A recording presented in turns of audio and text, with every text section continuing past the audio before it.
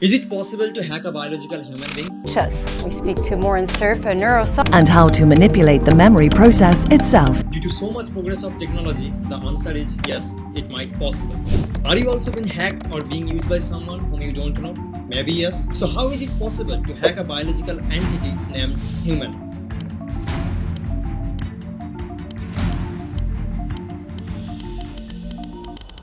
Okay, so to find the answer of this question more detailedly, let's proceed this conversation further.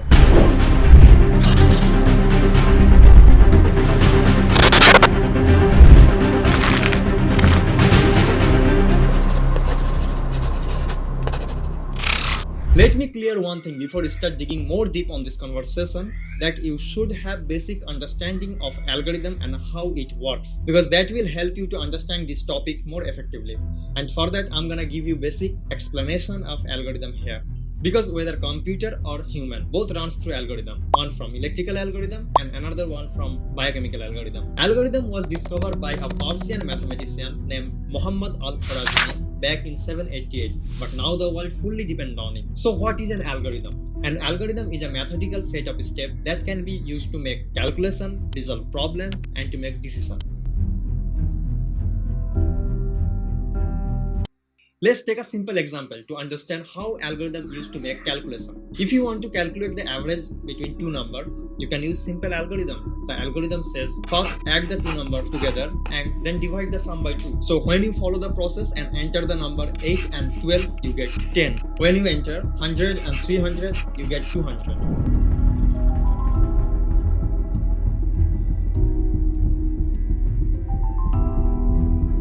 So let's take a more complex example.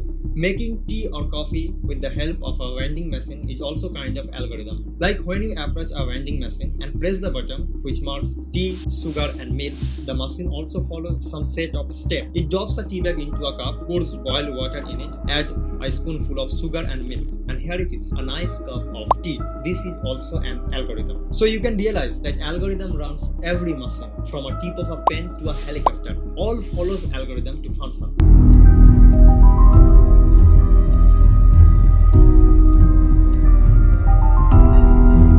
Let me give you last and most important example to demonstrate how biochemical algorithm functions. I will use here a story given by renowned Israeli historian Yuval Harari, because that will help you to understand biochemical algorithm effectively. So in a jungle, there is a monkey starving in hunger. Suddenly he notices a banana tree with yellow ripened banana in it, far in the side of mountain. He immediately runs toward the tree. When he reaches close, he notices that there is a tiger lurking in the side of the tree. Now at this point, should the monkey risk his life for those bananas? This boils down to big mathematical problem of calculating probabilities. The probability that the monkey will die in hunger if he doesn't eat the banana versus that the probability that the tiger will catch the monkey. To solve this problem, the monkey needs to take into account lots of data, like how far am I from the tree? How far is the tiger? How fast can I run? How fast can the tiger run? Is the tiger awake or asleep? Does the tiger seems to be hungry or satiated? How many bananas are there? Are they big or small? In addition to those external data, the monkey should also consider information about the condition within his own body, like if he is starving. That makes sense to risk everything for those bananas. And if he has just eaten something and bananas are mere greed, then why should he risk his life at all? So in order to weight and balance all those variables and probabilities, the monkey requires far more complicated algorithm than the vending machine. Because making correct calculation is very important here, because it's the matter of the very survival of the monkey. A fearful monkey who overestimated the danger will starve to death, and a rash monkey who underestimated the danger will fall prey to the tiger. Only animals that calculate the probability correctly leaves offspring behind. So now I'm pretty sure that you have understood everything about algorithm, whether it is an electrical or biochemical algorithm. So now let's proceed this conversation further and let's see how it is possible to hack a human being. Nowadays there are plenty of talk regarding hacking computer, email ID, bank account, etc. But we are entering in an era where it will be possible to hack a biological human being. To hack a human being means to understand me better than I understand myself, to be able to predict my thoughts, my feelings, my choices, And if an entity would able to predict our thoughts, our choices, and our feelings, then it would also be able to manipulate us. In the present day, big internet data companies track our online activities, including the type of post we like on social media and the type of post we ignore quickly. They also track our search engine and browsing habit. They have been following us for more than a decade. They have our all private data as well as the data that define our choices. If a government or company have this much amount of personal information about people, then it is very easy for them to manipulate us with the help of an algorithm. In the present time, information and data have become the new oil, and we are its well.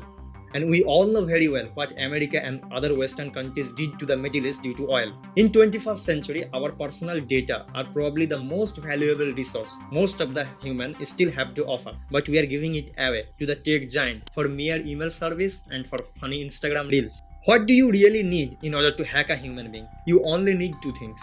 First, a good understanding of biology, especially brain science, and second, a lot of computing power. And we all know very well that due to rapid advancement of scientific and technological progress, our authorities already have those two things. As time passes, scientists will research more deeply on those topics and will have even more knowledge on these things than we have in all of human history. Let me give you an example to show you how these companies are using biology and computing power to trick us. Here is a report from The Guardian. Social media companies copies gambling method to create psychological craving. In this article, you can see companies like Facebook, Twitter, first they are trying to understand biology, brain science, psychology of people. Then they are using computing power to trick us for their own benefit in order to get us addicted to their social media platforms. What they are doing here is using gambling method to trick us. In gambling, people keep betting for an unprecedented reward. Sometimes they get their reward after betting and sometimes they don't. Similarly, whenever we swipe up for a new video or refresh it, we are craving for a reward to spike our dopamine level. Sometimes we get the reward after getting more entertaining video and sometimes we don't. And this not only get us addicted to those platforms but also get us depressed and anxious. And you know what is more dangerous? We are living in an illusion that we are having freedom of everything. Let me tell you one thing clearly. Freedom is something you need to struggle for. It's something you need to develop. If you think I have free will, I can choose anything I will, my food, my dressing style, my political ideology, you are the easiest person to be manipulated in the 21st century because you don't have curiosity to know where your desires are coming from. Human freedom starts from being curious about to know what really shapes our decision. Only then we can retain real freedom. You don't have real freedom. The social trend you are following, the clothing style you choose to wear, the type of product you purchase from online store to grocery store, all are being influenced by someone whom you don't know. Your choices are being engineered by someone with the help of an algorithm by showing you targeted advertising. Once upon a time, Abraham Lincoln said, you can fool some of the people all of the time, all of the people some of the time. But you cannot fool all of the people all of the time. It seems pretty accurate. Take the example of COVID-19. See how they manipulated you with the help of this media machine. It's a war against COVID. They utilize the social media algorithm, create a realm of terror in everyone's heart. From celebrities to politicians, everyone spoke the same language. It's an emergency, we have to fight against COVID. Amitabh Bachchan came into the game and replaced the regular caller tune with COVID tune. नमस्कार, हमारा देश और पूरा विश्व आज कोविड-19 की चुनौती का सामना कर रहा है। कोविड-19 अभी खत्म नहीं हुआ है। ऐसे में हमारा फर्ज है कि हम सतर्क रहें। इसलिए जब तक दवाई नहीं तब तक कोई ढिलाई नहीं। As a result, you easily got manipulated and followed the social trend like cattle. You maintained social distancing, wore masks, and even got vaccinated due to fear and ignorance. It doesn't make much sense to inject an antivirus for a disease you don't have, and who knows about its consequences. But we have to follow the social trend, right?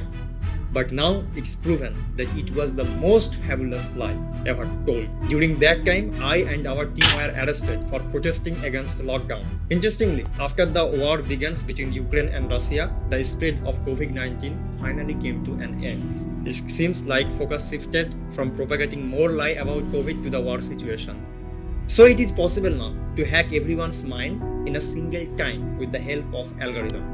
Even your children are not safe from those tech giants. They are getting confused with their identity. As a result, tons of questions are getting popped up in their mind. Like, am I boy or a girl? What is my sexual orientation? Lesbians, gay, bisexual, trisexual, pansexual, ambisexual, and whatnot. Oh, maybe I'm a woman in a man's body. So from tomorrow, call me she or her. Such lunatic garbage are getting filled inside the head of your children by companies like Disney, Marvel and other comic industries. I will not take much time to discuss this topic now. Maybe we'll do it on another video. Now the last thing. Is it the end of democracy? As we can see, due to so much progress in technology and AI, our world is shifting from democracy to, I don't know what to call it, kind of authoritative and globalized society. In democracy, people's choice, freedom and equality matters most, but it all seems to be slipping away from the hands of the people in the control of government or corporation. For example, earlier if the government needed to gather information about somebody, they had to assign an agent to follow that person for a week or even more. The agent would observe various aspects such as the restaurant they are visiting, their friend circle, their daily routine, and even their physical attributes, like if they have any kind of tattoos or something in their arms or not. After a week, if the agent compiles 150-page report about the suspect, the government had to read all those 150 pages themselves to understand the person better. This made it impossible that time to gather extensive information about everyone that time. But now they are capable of that. However, they don't need any agent to follow you. You already have it in your pocket, your mobile phone, which follows you and collects data about you all the time. Additionally, they don't require any human analyst to read all this paper because algorithm analyze the information for them. When an authority or government possesses this much amount of knowledge and capability, it makes them a totalitarian regime. We should never allow all the information to be concentrated in one place. It doesn't matter. This one place is a government or a corporation. It's a road toward dictatorship. When somebody have all the information, they become dictators. So if we are facing so much threat from internet and other technologies, should we completely boycott mobile, laptop and block ourselves from the world of technology? Or should we use those technology for our own benefits rather they use us? So what's the solution? Here comes the most tough question, as it is very easy to identify the problem, but extremely challenging to provide solution. We are living in the 21st century. For progress and success, one has to use internet and other social media platforms in the present time. But we should also be careful about one thing. We should use technology, at the same time we should also know how to preserve our privacy. Here are 3 things that can be helpful for you. Set a specific time limit for using social media and other online platforms to avoid excessive uses. Adjust your privacy setting on social media platform and other web browsers to disable tracking and targeted advertisement. Third and most important, subscribe this channel and do like, share and comment because that will help you to know other social issues as well. Thank you for watching this video. Have a nice day. Bye bye.